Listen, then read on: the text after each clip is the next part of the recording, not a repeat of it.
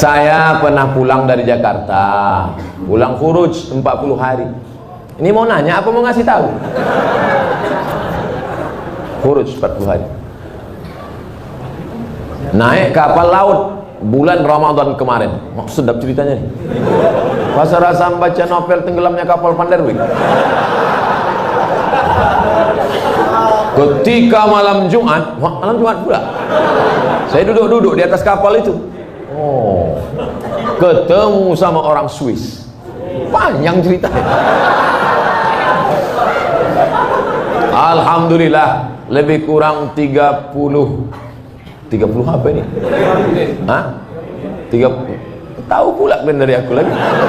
Bicara sama orang Swiss itu, berhasillah kami bimbing dia syahadat. Allahu Akbar. Down saya membacanya. Saya menceramahi orang yang udah Islam.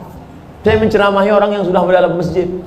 Ini mereka meninggalkan keluarga, meninggalkan harta, meninggalkan ruko, khuruj fisabilillah, menceramahi orang yang tak kenal Allah menjadi kenal Allah hanya dalam waktu 30 menit.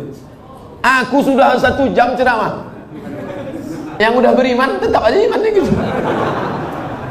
Malu kepada Allah SWT. Alhamdulillah, dia pun bersyahadat Pak Ustadz, dan kami kasih hadiah siwa. Dengan senang hati langsung dipakainya siwa itu. Tapi ketika turun, saya kehilangan orangnya. Bagaimana tanggung jawab saya kepada Allah telah mensyahadatkan dia? Maka tadi saya disuruh membimbing syahadat perempuan. Lalu saya pesankan kepada pengurus masjid, catat nomor HP-nya, daftarkan dia ke Mu'alaf Center. Mu'alaf Center artinya pusat mu'alaf, bukan mu'alaf yang bawa senter. Persatuan mu'alaf. Nanti kalau ada yang masuk Islam, tolong dibuatkan, daftarkan di Mu'alaf Center. Perhatikan dia sudah ngaji atau belum, sholatnya bagaimana, puasanya bagaimana. Jangan setelah syahadat. Tapi ini kau sudah berikan dia hidayah, saudaraku. Ayyadiyallahu bika rajulan wahidan. Satu orang dapat hidayah kanamu khairum min umurin na'am. Lebih baik daripada kau memiliki seekor unta yang merah. Adapun kelanjutannya, mudah-mudahan sekarang kan mereka orang-orang barat ini canggih, dia tahu internet, duit dia banyak. Mudah-mudahan dia kembali ke Swiss dan dia menggabungkan diri dengan saudara muslimnya di Eropa. Ini yang udah lalu tak bisa kita ulang. Cuman yang akan datang kalau mensyahadatkan, jangan lupa catat nomor HP-nya, alamatnya, supaya bisa kita kirim kabar, kita kasih video ceramah saya ini pula. Adik-adik yang di Fakultas Bahasa Inggris di USU Universitas Sumatera Utara, kalian terjemahkan bahasa ceramah saya ini ke bahasa Inggris supaya masuk Islam pula orang-orang Swiss sana nanti insyaallah. Jangan dia ini aja dapat surga, saya mau juga. Bagaimana Islam dia Pak Ustadz? Dia udah bersyahadat, tinggal dia belajar sholat, belajar puasa, belajar dia bagaimana berzikir, membaca Quran. Jangan lupa, di Eropa itu pengajian-pengajian Islam justru lebih banyak. Di sana ada Islamic Center, ada Islamic Council, macam-macam di sana ada. Jadi jangan cemas, jangan takut. Engkau sudah menyampaikan hidayah kepada saudara kita. Begitulah aslinya dakwah. Inilah yang da'i. Da'i mengajak orang dari jalan setan ke jalan Allah, mengajak orang dari jalan tak tahu hidayah kepada jalan hidayah. Inilah yang da'i, bukan Ustadz Abdul Somad da'i. Ustadz Abdul Somad hanya mau izoh hasanah, menceramahi orang yang sudah dalam masjid, orang yang sudah baik, orang yang sudah dapat hidayah. Nah, Ustadz bagaimana cara menghadapi suami yang terlalu fanatik dengan pengajian salafi? Sementara saya selalu berselisih paham dengan dia, dan dia selalu melarang saya untuk jangan memfoto atau memvideokan anak saya. Mohon pencerahannya Pak Ustaz. Perbedaan dengan salafi ini ada beberapa poin. Saya banyak kawan saya salafi. Ustadz Maher Tuailibi salafi, Ustadz Omar Mita salafi, Ustadz siapa yang di Malang? Abdullah Hadrami salafi. Cuma salafi ini ada yang garis lunak, ada yang garis keras. Kalau yang lunak baik, tetap hubungan baik. Cuma kalau yang keras, pertama ditengoknya jenggot, kedua kaki celana. Asal tengoknya tak berjenggot, tak kaki celana, neraka jahanam. Saya berapa kali dimasukkan orang itu ke neraka. Nah, itu jadi maksud saya jangan kalian pukul rata. Jangan pukul rata. Adapun dia melarang foto, melarang video, bagus juga. Takut dia kalau anak ini dipoto, dibuatkan video, diupload di Instagram, di FB, nanti takut kena penyakit ain. Hati-hati Pak. Jangan cuman foto anak, foto bini pun bisa kena juga. Dilarikan orang bini bapak nanti. Itu hati-hati. Jadi kalau sekedar melarang foto sama video tak apa-apa. Tapi kalau sampai pada perbedaan mazhab, ini tentang masalah salafi. Pak Ustadz, bagaimana hukumnya apabila seseorang terlambat atau tinggal dalam sholat id? La ilaha illallah. Sholat id pun terlambat. Parah kawannya ya.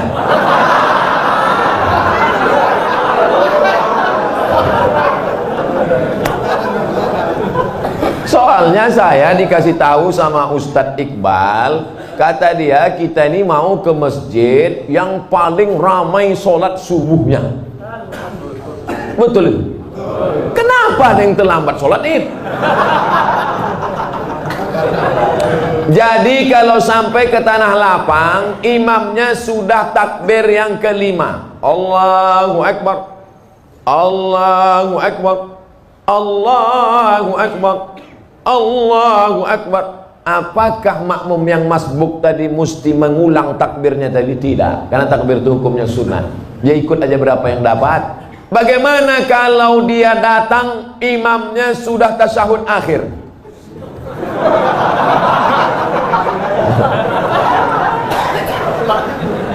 Udah hampir terbuka mulut imam. Masuk dia. Kata imam. Ngasuh dia. Maka dia habis salam itu tegak, dibuatnya takbir 7 dengan 5. Sendiri dia. Sampai dia ke tanah lapang itu orang sudah habis. Macam mana dia mau sholat Pak Ustadz? Dicarinya tanah lapang lain yang belum sholat. Kau dengar-dengar di mana masih ada yang belum sholat. Kau gaslah ke situ. Ternyata seluruh Medan sudah sholat. Maka dalam kitab Al-Um Induk Fikih ditulis oleh Imam Muhammad Idris Asy-Syafi'i, meninggal tahun 204 Hijrah. Kata Imam Syafi'i dalam Al-Um, boleh sholat sendirian. Tapi mazhab Hambali tak setuju. Mazhab Syafi'i dalam kitab Al-Um boleh sholat sendirian. Bagi yang musafir, kemarin ada yang WA saya, Ustadz, saya pulang kampung naik pesawat, apakah saya nanti sampainya sekitar jam sekian gak ada sholat id lagi? Sholat sendirian menurut pendapat mazhab Syafi'i. Ustadz, saya baru tahu kalau pasangan hidup saya LGBT.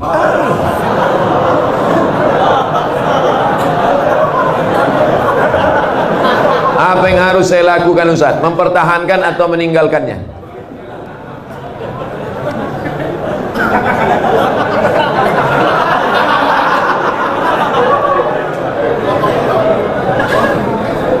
Mungkinkah pertemuan itu di luar kuasa Allah Subhanahu wa ta'ala? Tak mungkin.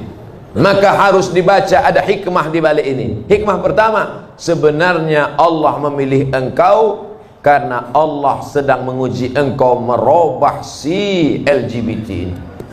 Oleh sebab itu, kau ajak dia, bang, ini laki-laki LGBT ini kan, bang, kau berubah bang, berubah. Bisa kau tengok yang laki-laki, kau tengok aja aku. Ajak dia pengajian, bimbing dia ruqyah, bawa dia ke Ustadz Musdar Bustamam LC di ruqyah. Mana tahu dia diganggu jin bencong. Ada. Jangan bapak ibu sangka orang LGBT itu murni karena diri dia, diganggu jin. Ada beberapa bencong waktu dibacakan ayat-ayat ruqyah keluar balik jantannya. Oh, apa? Padahal sebelum itu apa? Sehat dia. Segala usaha, pergi ke terapis, pergi ke psikolog, pergi ke ustadz, pergi ke ruqyah. Kalau kau tengok ada perubahan, lanjutkan. Tapi kalau kau tengok nampaknya dia tak berubah, maka kau gugat ke pengadilan, kau cari suami yang bersih dari penyakit LGBT. Tapi lakukan dulu langkah-langkah ini. Tapi kalau dia tak berubah juga, memang tak ada niat dia untuk berubah, memang dia mau bertahan di situ. Kau perempuan lemah, tak sanggup, la yukallifullahu nafsan illa usaha, maka kau gugat dia ke pengadilan. Saya gugat dia karena dia LGBT. Tengok sama Pak Hakim. Kenapa kau gugat dia? dia LGBT. Betul kok LGBT? Iya, katanya. Mudah-mudahan Allah menyelamatkan anak cucu cicit kita dari LGBT. Penyakit LGBT ditulis dalam Al-Quran. Innakum la ta'tuna ar-rijala syahwatan min dunin nisa. Kalian mendatangi laki-laki bersyahwat tak mau pada perempuan. Hukumannya ditulis dalam Quran. Ja'alna 'aliyaha safilaha. Kami jadikan yang bawah naik ke atas, yang atas bawah turun ke bawah. Amtarna 'alaihim bihijaratin min sijilin mandun. Kami hujani mereka dengan batu dari api neraka. Tak ada azab-azab yang hebat itu sampai ditulis dalam Quran, menunjukkan begitu hebatnya dosa LGBT. Di dunia kena penyakit HIV AIDS. Ada pengakuan seorang dokter ketika diperiksa, macam-macam penyakit yang tak terlintas di pikiran. Orang kena LGBT ini berbisul otaknya. Orang bisul di lutut jadi otak. Ya, kan? Oleh sebab itu LGBT tobatlah kalian, tobat. Bertambah lagi musuh. Mengamuk pula besok LGBT. Bantailah situ. Apa lagi dipikirkan? Awak pun akan mati juga. Diam pun mati, bercakap pun mati. Bagus mati bercakap daripada mati diam. Ustaz, sekarang saya ini tengah mengagumi seorang mahasiswa di Mesir. Masya Allah. Balik saya muda balik rasanya. Bagaimana cara saya dalam mengistiqomahkan cinta saya dan membuat hatinya tersentuh? Tentunya tidak mengurangi rasa cinta saya kepada Allah, Pak Ustaz. Kau laki-laki apa perempuan?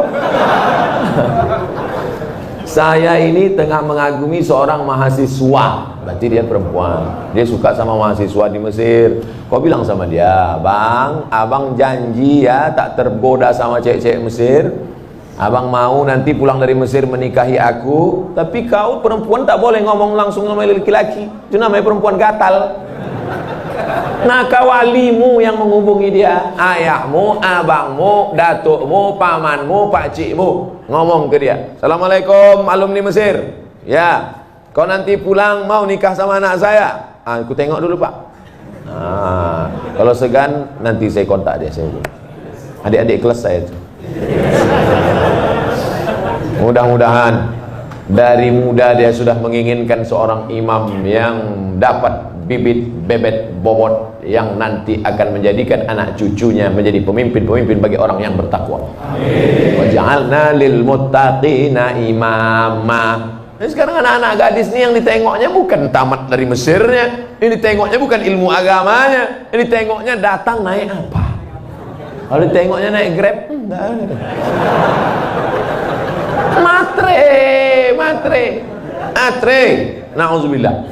Bersyukur Bapak Ibu anak-anak gadisnya mau memilih imam, qori, alumni Al-Azhar. Ustaz saya mau tanya, mana yang diutamakan suami apa istri? Mana yang diutamakan suami antara istri atau saudaranya? Soalnya suami saya selalu ini ada kewajiban. Hai laki-laki. Kalian punya 5 kewajiban pada perempuan. Pertama, kasih dia makan. Pagi lontong sayur, siang capcay, malam tahu saya tak bahas. Pertama kasih dia makan, yang kedua kasih dia pakaian. Karena sekarang banyak laki-laki yang tak mengasihi bininya pakaian. Kalian tengoklah di mall-mall, kain belum berjahit dipakai, celana kuyak dipakai. Yang ketiga kasih dia tempat tinggal yang layak. Yang keempat kasih dia pendidikan. Aslinya kalian laki-laki yang mendidik istri kalian, Dek, ini namanya idgham, ini namanya qalqalah, ini namanya ikhfa, ini namanya. Aslinya laki-laki yang mendidik istrinya. Tapi karena tak sanggup maka diajarkan kepada guru mengaji. Makan, pakaian, tempat tinggal, pendidikan, perhatian. Banyak perempuan sekarang pakai tumit sepatu 15 cm. Itu perempuan yang perlu perhatian, tak diperhatikan dia. Itulah ingin diperhatikan orang. Dipakainya tumit sepatu 15 cm. Dia yang makai, kita yang takut. Nengok dia, jatuh. Kalau sudah kau kasih 5 kewajiban, maka gugurlah kewajiban engkau di hadapan Allah Subhanahu wa taala. Itu standarnya. Lebih dari yang 5 itu berarti engkau sudah adil. Gimana laki-laki? Siap memberikan yang 5 tadi? Nah, soleh-soleh semua itu insyaallah. Selamat malam Ustaz. Assalamualaikumnya ada. Cuman kayak selamat malam. Saya tak mau disebut selamat malam. Iya malam selamat, besok pagi. Apalagi udah kena laporkan nih, ngeri-ngeri juga gitu. Iya, janganlah kalian mancing-mancing. Saya hamba Allah Pak Ustaz. Alhamdulillah, sekarang banyak orang hamba harta, hamba kuasa, hamba setan, hamba hantu. Bagaimana cara menjaga sholat agar lebih khusyuk dan tak malas Pak Ustaz? Itu nampak api kan? Kalau nanti terlintas di hatimu malas sholat, bakar jadi sebentar. Berapa lama kau tahan? Buatlah. Agak-agak gosong sedikit. Hai tangan, tahan kau masuk neraka nanti tangan. Nama kau nanti nama nerakanya neraka sakor. Masalakakum fi sakar. Kenapa kau masuk dalam neraka sakar? Lam naku minal musallin, karena tak sholat. Makanya Muhammad Ali kemana-mana bawa mancis. Muhammad Ali petinju, mana-mana bawa mancis, padahal dia tak merokok. Ditanya orang, kenapa kau bawa mancis? Asal terlintas di otakku mau buat dosa, aku bakar tangan. Kalau mancis tak mempan, obor Bagaimana sholat ini khusyuk Pak Ustadz? 5. Yang pertama, ketika berwudu khusyuk. Waktu menyuci tangan, bersih dosa dari tangan. Waktu memasukkan air ke mulut ke hidung, bersihkan dosa-dosa mulut, dosa-dosa lidah, dosa hidung. Waktu air dibasuh ke muka, keluar dosa-dosa biji mata, banyak silap salah. Waktu air menyiram tangan, keluar dosa-dosa dari ujung jari jemari. Khusyuk. Waktu air mengusap kepala, keluar dosa isi kepala yang kotor sampai ke lubang telinga. Waktu air menyiram kaki, keluar dosa-dosa kaki yang dilangkahkan ke tempat maksiat dan dosa. Makanya ketika berwudu itu jangan bercakap. Ini banyak orang sambil wudhu cakap, itu udah aku bilang sama kau kemarin, panjat pinang itu yang besar-besar kali pinangnya. Modal kita pun tak ada, tapi kau itulah. Pak RT kan udah ngasih, Pak RW kenapa enggak juga? Entahlah, kentutlah sama dia. Itulah maka tak khusyuk. Karena ketika wudhu masih bicara dunia. Lalu dari tempat wudhu ke tempat sholat tak boleh tasbih. Tasbih menggerak-gerakkan, kerotak-kerotak, tak boleh. Tasbih tak boleh, yang boleh tasbih. Subhanallah, subhanallah. Makanya kalau ada ngajak-ngajak ngobrol tak usah. Gimana kabar Rasulullah? Subhanallah, subhanallah. 3. Ada terdengar azan, jawab hayya 'alas shalah. La haula wala quwwata. Jangan bicara waktu azan. Siapa yang bicara ketika azan dikumandangkan, matinya mati su'ul khatimah. Begitu kata Syekh Imam Nawawi, Syekh Jalaluddin Abdurrahman As-Suyuti. Hati-hati. Lalu kemudian yang keempat, membaca bukan mutalaah. Mutalaah mulut tak bergerak. Waktu sholat itu membaca Allahu Akbar kabir, walhamdulillah katsir. Baca. Ini banyak orang sholat mulutnya diam. Mulut membaca, karena di situ disebut qiraah. Qiraah artinya membaca. Bismillahirrahmanirrahim. Alhamdulillah. Ar-Rahman. Yang kelima, mengerti apa yang dibaca. Itulah mengapa tadi saya pilih ayatnya, ayat-ayat pendek, supaya besok kalau sholat zuhur mengerti apa yang dibaca. Wa yulikulli masatil lumasa alladzi jama'a malahu wa addada. Kebetulan kawan di sebelah itu asik ngumpul-ngumpul harta. Jama'a malahu wa addada. Yahsabu anna malahu akhladah kalla la yumbadanna fil hutamah. Apa hukumnya mencium istri sedang berpuasa? Istri siapa?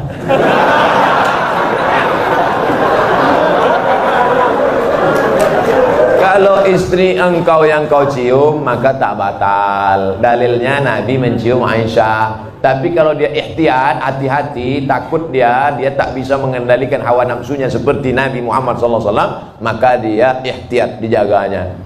Tapi hukum aslinya tak batal. Tapi kalau sampai memperturutkan hawa nafsu, maka jatuh dalam batal, rusak puasanya. Man lam yada imsakun nafsi, menahan diri, anil mahzurati, dari semua yang terlarang, min tulu'il fajri, dari terbit fajar, ila ghurubis syamsi, sampai tenggelam matahari. Itu definisi puasa. Kalau adakah dalil yang menjelaskan tentang tahlilan? La ilaha illallah, la ilaha illallah, la ilaha illallah, itu artinya tahlil. Tasbih subhanallah, tahmid alhamdulillah, takbir Allahu akbar, tahlil la ilaha illallah. Man halala, siapa yang mengucapkan tahlil, summa ahdatsa wabahu ilal mayyit, kemudian tahlil itu dihadiahkannya kepada si mayit, orang mati, yantafi'u bihi, pahalanya sampai dan orang mati itu dapat manfaat. Begitu kata Imam Ibnu Taimiyah dalam kitab Majmu' Fatwa Ibnu Taimiyah. Kenapa Ustaz pilih pendapat Ibnu Taimiyah? Karena yang banyak melarang-melarang nih sekarang anak-anak buahnya Ibnu Taimiyah. Paham? Padahal Imam Ibnu Taimiyah dalam Majmu' Fatawa mengatakan siapa yang mengucapkan tahlil dihadiahkannya pahalanya pada yang meninggal sampai. Kalau dimasakkannya bubur kacang hijau, kenapa Ustaz tiba-tiba ingat bubur kacang hijau? Oke, bubur jagung kalau gitu. Lalu kemudian dihadiahkannya pahalanya untuk almarhum, sampai apa tak sampai? Sampai. Mana dalilnya? Mana? Kata Sa'ad, ummi matat, makku mati, afa atasaddaqu anha, kalau aku bersedekah pahalanya sampai tak untuk emakku? Kata Nabi, tasaddaq, sampai. Sedekah enggak? Sedekah. Ayu shadaqatu afdal, apa sedekah yang paling afdal? Kata Nabi, saqyul ma', sedekah yang paling afdal mengasih air minum. Kalau air minum saja sampai, apalagi gulai baung. Artinya sedekah sampai, sedekah sampai, tahlil sampai. Apalagi bacaan Quran, Yasin wal Qur'anil Hakim innaka laminal mursalin. Sampai apa tak sampai bacaan Quran pada orang meninggal dunia? Sampai. Bacaan Quran untuk orang meninggal dunia sampai. Mana dalilnya? Ketika Nabi SAW melewati suatu makam, diambilnya pelepah korma, ditusukkannya ke makam itu. La'allallaha an yukhaffifa 'adzabahuma ma lam yaybasa. Tasbih pelepah korma sampai pada orang yang meninggal. Apa komentar Imam Nawawi dalam kitab Majmu', dalam kitab Al-Minhaj Syarah Sahih Muslim Ibn Al-Ajjaj? Kalau tasbih pelepah korma saja sampai, apalagi bacaan Quran orang yang beriman. Buka kitab Ar-Ruh, punya Imam Ibnu Qayyim Al-Jauziyah, murid Imam Ibnu Taimiyah, punya murid namanya Ibnu Qayyim Al-Jauziyah, punya kitab namanya Ar-Ruh. Diriwayatkan sampai kepada Imam Ahmad bin Ambal, lewat di suatu makam, ada orang membaca Al-Quran. Imam Ahmad bin Ambal melarang, tapi orang itu menyebutkan riwayat hadis, ternyata perawinya thiqah, bahwa Nabi punya sahabat namanya Abdullah bin Umar, anak Umar bin Khattab, berpesan, kalau aku mati nanti, bacakan di atas kuburku, pada bagian kepalaku pangkal Al-Baqarah, pada bagian kakiku ujung Al-Baqarah. Itulah dalil bacaan Quran sampai untuk orang yang sedekah sampai, tahlil sampai, baca Quran sampai. Sudah saya sebutkan dalil-dalilnya. Tak juga percaya, saya tak bisa menjawab. Habis. Saya cuma bisa minta nama lengkap supaya nanti kalau mati saya kirim. Kalau tak sampai, cepat-cepat kasih kabar.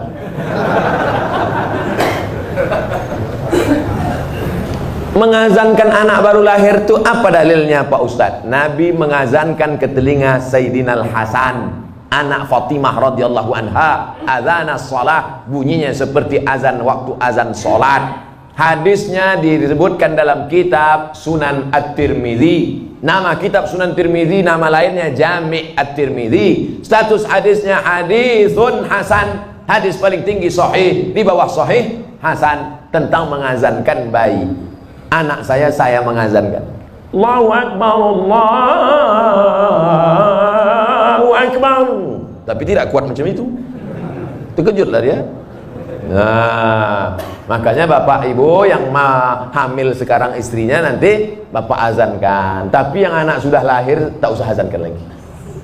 Ini anak udah semester 2. Balik dari sini sebentar. Allahu Akbar. Apanya ayah ini?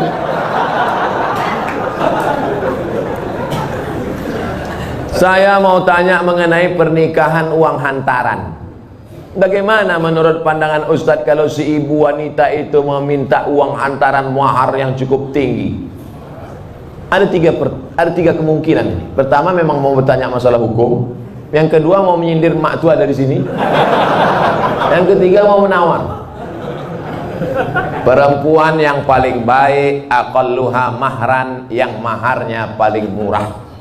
Wahai ibu-ibu, turunkan harga mahar. Sebetulnya yang menetapkan harga mahar ini wali, ayah. Tapi sekarang banyak ayah yang anggota isti, ikatan suami takut bini.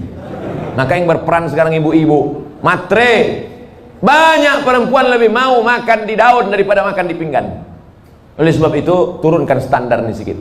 Jangan nanti setelah dia hamil barulah na'udzubillah, datang dia baik-baik. Idza ja'akum man tardawna dinahu, kalau datang kepadamu orang yang baik akhlaknya, wa khuluquhu, baik agamanya, fazawwijuhu, nikahkan dia. Illa taf'alu, kalau tak kau lakukan, takun fitnatun fil ardi wa fasadun arid, maka terjadi kerusakan yang amat sangat berat. Tolong jangan sampai anak-anak muda ini besok buat baleho turun ke jalan, turunkan harga mahar, turunkan harga mahar.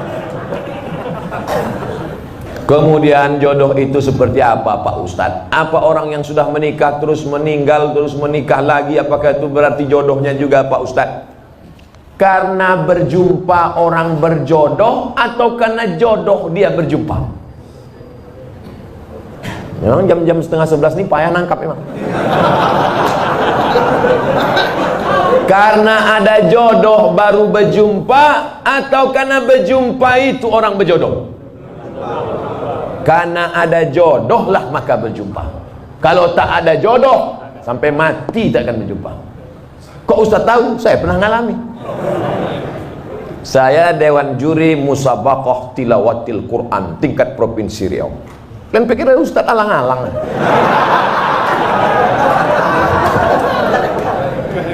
Waktu itu belum nikah. Kata kawan saya, Mat, ku carikan kau perempuan qori'ah hafizah. Kami Dewan Juri waktu itu. Iyalah, kami pun seminggu kami cari, tak jumpa-jumpa. Setelah saya nikah, tahun berikutnya, pas kami sedang makan nasi goreng, berbisik kawan saya, Mat, yang kita cari tahun lalu itu di belakang. Tapi kita udah menikah. Maka kalau tak berjodoh tak akan berjumpa. Karena ada jodoh, itulah maka berjumpa. Oleh sebab itu jangan nanti yang laki-laki ini banyak salah jawab ini. Papa kok bisa nikah sama mama? Entah salah sambung. Jawabannya mesti kau katakan, aku tak pernah mencari makmu, makmu tak pernah mencari aku, Allah mempertemukan kalian. Ibu itu pun dari dapur, so sweet. Karena jodoh lah kalian jumpa. Mengapa Tuan Syekh Abdul Rahman digelar dengan Syekh Silau-lau? Syekh Abdul Rahman lahir di Kampung Rau, sekarang masuk Kabupaten Batubara. Lalu kemudian dia merantaulah ke Kedah, karena orang Batubara dulu biasa naik perahu tongkang kapal laut ke Kedah, bolak-balik, karena orang itu dekat Kedah. Sampai di Kedah belajarlah dia 7 tahun dan ikut lomba silat, menang, bekerja di kerajaan Kedah. Setelah itu melanjutkan pendidikannya ke Tuan Syekh Wan Mustafa Al-Fatani. Fatani sekarang Thailand Selatan, Patani. 7 tahun di Patani. Setelah itu dibawalah oleh Syekh Wan Mustafa Al-Fatani ke Makkah Al-Mukarramah. Belajarlah dia dengan ulama-ulama di Makkah, diantaranya Syekh Hasbullah. Belajar fikih kepada Syekh Ahmad Khatib Al-Minkabawi. Setelah khatam belajar fikih, belajar tafsir, belajar hadis, belajar tasawuf, baliklah dia ke Rau. Lalu kemudian datanglah kerabat Kesultanan Asahan namanya Tengku Adil. Tengku Adil pun mengasih tanah. Wahai Tuan Syekh Abdul Rahman, ini ada tanah. Nama tanah itu Silau-lau. Maka orang menyebutnya tak lagi sebut namanya, tapi Tuan Syekh Silau-lau. Sama macam siapa tu? Tuan Syekh Besilam. Padahal nama aslinya adalah Tuan Syekh Abdul Wahab. Kampungnya di Rokan Hulu, namanya Rantau Binuang Sakti, tempat lahir Syekh Abdul Wahab Rokan. tapi yang dipakai adalah Syekh Abdullah Rokan. Sekarang jadi Kabupaten Rokan Hulu. Biasa itu Tuan Syekh mana? Tuan Syekh Fulan, nama kampungnya yang disebutkan. Tuan Syekh Purba Baru, padahal namanya Tuan Syekh Mustafa Husain. Nah, jadi nama kampung yang disebut. Itu maka disebut Tuan Syekh Silau Laut karena nama kampung itu. Apa karomahnya Pak Ustadz? Banyak karomahnya disebutkan dalam buku, ditulis oleh cucunya. Namanya Tuan Syekh Dr. Andus Haji Mansur bin Haji Syekh Muhammad Ali bin Syekh Abdurrahman, cucunya menulis buku, ditulis pada masa Gubernur Raja Inal Siregar waktu haul, dibagikan buku-buku itu. Banyak karomah disebut situ. Apa motivasi orang memasuki tarekat Sattariyah Pak Ustaz? Tarekat itu sampan. Ada sampannya namanya Sattariyah, namanya nakhodanya Abdullah Sattari. Ada nama sampannya Saziliyah, nama nakhodanya Abul Hasan As-Sazili. Ada nama sampannya Naqsabandiyah, nama nakhodanya Bahauddin Naqsabandi. Ada nama sampannya Ahmadiyah, tapi bukan yang aliran Ahmadiyah yang sesat. Tarekat Ahmadiyah, nama nakhodanya Sayyidi Ahmadil Badawi. Itu sampannya. Tapi lautannya tetap la ilaha illallah Muhammadur Rasulullah. Jadi yang mau ikut tarekat sama aja macam naik sampan. Lautnya la ilaha illallah, sampannya macam-macam. Ada yang mau sampan naik speedboat, mau cepat. Ada satu yang naik kapal tongkang kayu. Dia mau slow. Kau tak ikut? Enggak, aku mau menikmati laut ini, mau slow aja. Nah, macam-macam. Begitu lebih kurang gambaran tentang tarekat. Tarekat artinya jalan, jalan mendekatkan diri kepada Allah Subhanahu wa ta'ala. Apa doa anak terhadap orang tuanya itu sampai? Hadis Sahih Muslim. Idza matal insan, kalau orang mati inqata'a, putus amalnya illa min salatin, kecuali 3. Shadaqatin jariyah, amal sedekah, ilmin yuntafa'u bi, ilmu yang bermanfaat. Yang ketiga, waladin salihin yad'ulah, anak yang soleh. Makanya kita selalu minta doa, Rabbi habli minas salihin. Saya ingin sekali mendoakan orang tua saya supaya terbuka pintu hidayahnya, karena kami sangat menyayanginya. Doakan orang tuamu di sujud terakhir saat sholat, sunat, tahajud, witir, duha. Tapi jangan pakai bahasa Indonesia, nanti sholatnya batal. Dalam hati saja, ya Allah, ayahku ini berhentilah pakai sabu-sabu. Kenapa ketawa? Di masjid kami setiap malam Jumat ada pengajian. Kenapa cuma tiap malam Jumat? Tiap malam lah. Malam Senin fikih, malam Selasa hadis, malam Rabu akidah, malam Kamis tasawuf, baca Ihya Ulumuddin, malam Jumat stop wirid Yasin, malam Sabtu pengajian akhlak, malam Ahad tablik akbar. Masjid mesti penuh tiap malam, karena kalau tidak kosong masjid. Akan tetapi waktunya dimulai ketika azan sholat isya hendak berkumandang, sehingga jamaah sholat isya pergi ke masjid lain. Apakah sikap Ustadz itu benar membuka pengajian ketika azan isya berkumandang? Habis sholat isya dulu, habis sholat isya baru buka pengajian. Kenapa mesti pas azan isya itu? Sholat isya dulu, habis sholat isya baru buka pengajian. Saya selalu membuka pengajian maghrib. Kalau pengajian di Pekanbaru maghrib, supaya apa? Supaya orang sholatnya 2, maghrib berjamaah, isya berjamaah. Karena kalau dibuat isya, banyak jamaah datang lambat. Bahkan diumumkan, jamaah Ustadz udah terduduk setengah jam. Buat pengajian maghrib ke isya. Di Malaysia kami gitu, maghrib, isya, pengajian. Habis isya, tanya jawab, efektif. Doa berhajat, dia berhajat naik haji dengan menjual tanah. Namun anak-anaknya melarang, malah minta bagian tanah dibagi sebagai warisan jika orang tua meninggal, sehingga orang tua tak jadi mendaftar haji. Bagaimana sikap orang tua dan sikap anak-anaknya ini? Desa kami banyak tanah ladang lebar-lebar Pak Ustaz. Oh, kalau dapat anak tak bertuah ini jadi. Datanglah emak-emak umur 70 tahun menggigil saya habis pengajian subuh. Ustadz, anak saya melarang saya karena saya mau pergi umroh. Dilarangnya karena dia katanya dapat warisan. Saya bilang, mestinya dia yang menggendong engkau sampai ke Makkah, balik lagi. Kau gendong makmu ini ke Makkah, jalan kaki, tawaf, sa'i, umrah, balik lagi ke Medan, belum tentu dapat kau tebus sekali dia menjerit waktu mengeluarkan engkau dari perutnya. Ini tanah-tanah dia. Dia belum mati lagi. Udah kewatur pula harta warisannya. La ilaha illallah. Tak mencium bau surga orang durhaka. La yadkhulul jannah, tak masuk surga. Siapa itu? Uququl walidain, durhaka pada orang tua. Dia mau pergi haji, biar pergi haji. Mak, aku tak bisa membahagiakan kau, Mak. Mestinya aku membayarkan ONH nih. Mestinya aku membawa engkau ke Makkah. Aku tak bisa. Ini di tanah-tanah dia. Mau berangkat dia, berangkat di tanah suci. Ini harta dia pula ditahan, disuruh pula bagi dia sebelum mati. La ilaha illallah Muhammad Rasulullah. Naik darah tinggi saya. Ustaz, mohon pencerahan permasalahan saya ini. Beberapa bulan yang lalu saya keguguran. Usia kandungan 3 bulan.